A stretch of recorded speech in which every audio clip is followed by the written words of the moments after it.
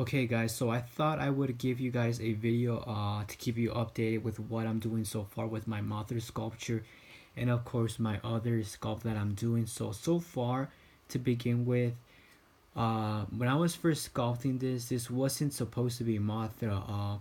All along this was supposed to be a butterfly. It was supposed to be a blue butterfly with black, and that's why you see the back wings are sculpted differently, because from the beginning it was never meant to be Mothra, and that's why you see this part and this part. It's sculpted to be bigger and sharper. It has a different design. Obviously, the Mike Doherty design has a circular type of shape right here on the back of the wings, and it's more fluffy and all that. So I decided, I was already about to finish the butterfly, and I told myself, why not do a mixture between a moth and a butterfly to see how it comes out. So in case it really doesn't match the Mothra that we see in Mike Doherty's design, that's why I just wanted to explain to you guys why there's some changes here and there. And of course, this is not finished yet. It's not finished. I'm using dance clay in case you're wondering, and I still have to finish a lot of things. I have to smoothen up the wings, fix them a bit here and there, his hands, his legs, what else? The back part. All this has to be fixed up, and also a little bit right here. I want to add more so she looks more like a moth, because moths are actually more fatter and more fluffy than butterflies, and moths look different. So it depends what type of design you're going with. So for her antennas, I forgot what they're called, but I'm just gonna call them antennas. I had to redo them 2 times, and it's very difficult because it's hard to work with dance clay because it's an air dry clay. So that means that the longer you take, the longer, uh, well, the harder it's gonna get for you to sculpt with more details and all that, and to maneuver your clay, because the clay gets harder. So the more it stays outside or the more air it receives, it's gonna get hard like a rock, or it's pretty much gonna be like useless. Because if you try to work with air dry clay and it's been out for a while, it's gonna crumble into pieces. It's gonna start to break. Like, let's say I get like a hard piece, right, and I place it around her wings. Over time, that piece is gonna crumble and it's gonna start to crack up. Why? Because there wasn't enough water placed, and that's why with air dry clay you need water or something to keep it wet.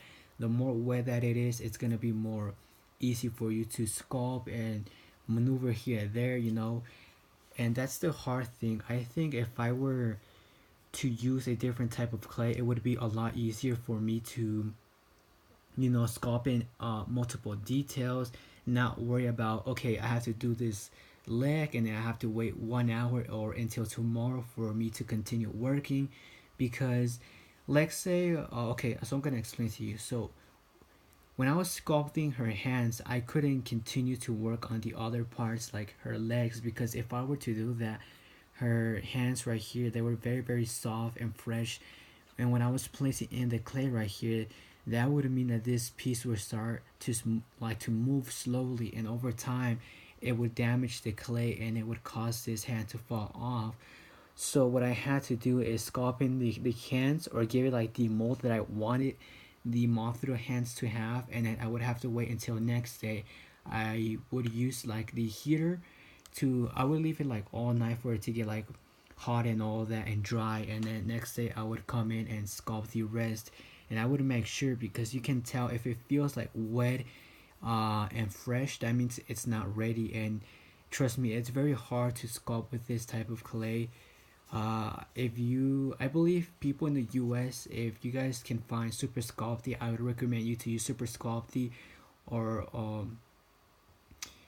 there's different types of clay out there. I'm pretty sure you guys can find different types, but with this clay you don't have to cook it, because with Super Sculpty you have to put it in your oven or whatever and cook it up. With this one you don't. So the advantage of this is that you don't need any type of oven or anything. If you don't have a heater, you can just leave it outside in your house and let the air do the work. It's gonna take longer, but over time it's gonna get solid like a rock. You guys can hear that?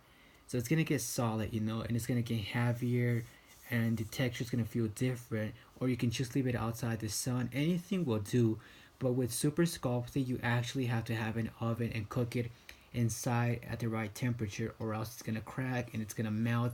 Don't do it in a microwave. If you use a microwave with super sculpting, trust me, it's gonna melt and it's gonna be toxic. This clay that I use, Das clay, is a non-toxic clay. It's not gonna do you any harm or anything. Like I told you, you can use water or oil, but not that much. I would recommend you to mix it, to get oil on your hands and rub it around your hands, or water, and then work with the clay. It's much easier. Don't leave your pack open. If you leave your pack open, it's gonna dry and it's gonna be useless. Now, another reason why this doesn't look like Mothra is because this butterfly or this Mothra design is not for me to keep.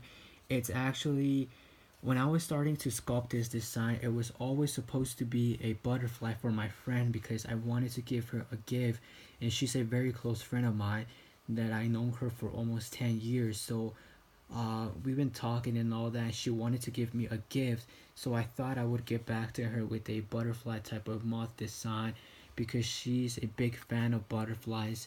Butterflies mean so much to her, so I thought, mixing a butterfly with a moth couldn't hurt, right? But yet again, I'm not sure if she's going to enjoy this design. That's why it looks different. If it was up to me, I would have changed this and actually made it into a actual moth slash Mothra, and that's why her designs or the design wings were curved around to save on shipping, because when I ship it in the box, I don't want the box to be too wide or too big because that's going to cost me more money for something that's small. And also, depending on the weight, the more weight, the more shipping I have to spend, like for the money to cover the shipping rates and all of that. So that's why I went with this. If it was up to me, I would have changed the back wings and the wings in a different pose.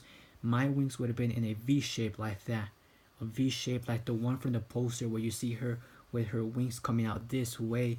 I would have done her like that, but since it's not mine and I have to be careful with shipping, uh, I decided to go with this pose, and hopefully it doesn't look that bad. It's not finished, and the colors, I know that her colors are yellow, white, orange, and black, I believe. So that's the colors that Mike Doherty gave this Mothra.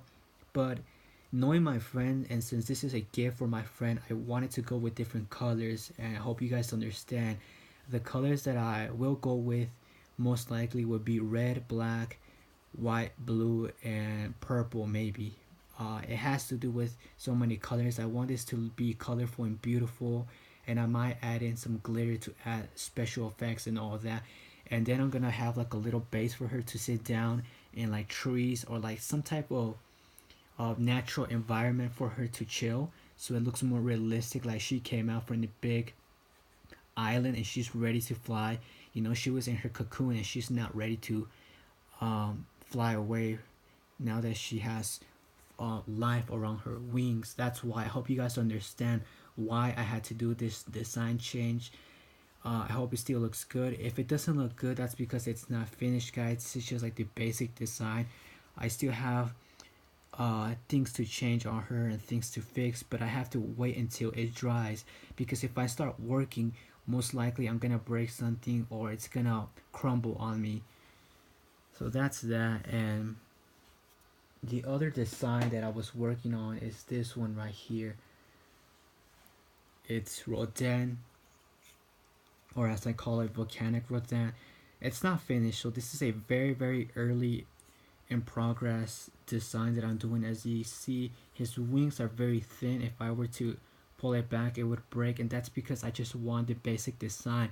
And as I go by, I let it dry, and then I start working with the designs. I'm gonna add more clay to make it thicker, and that way it resists any fall or anything.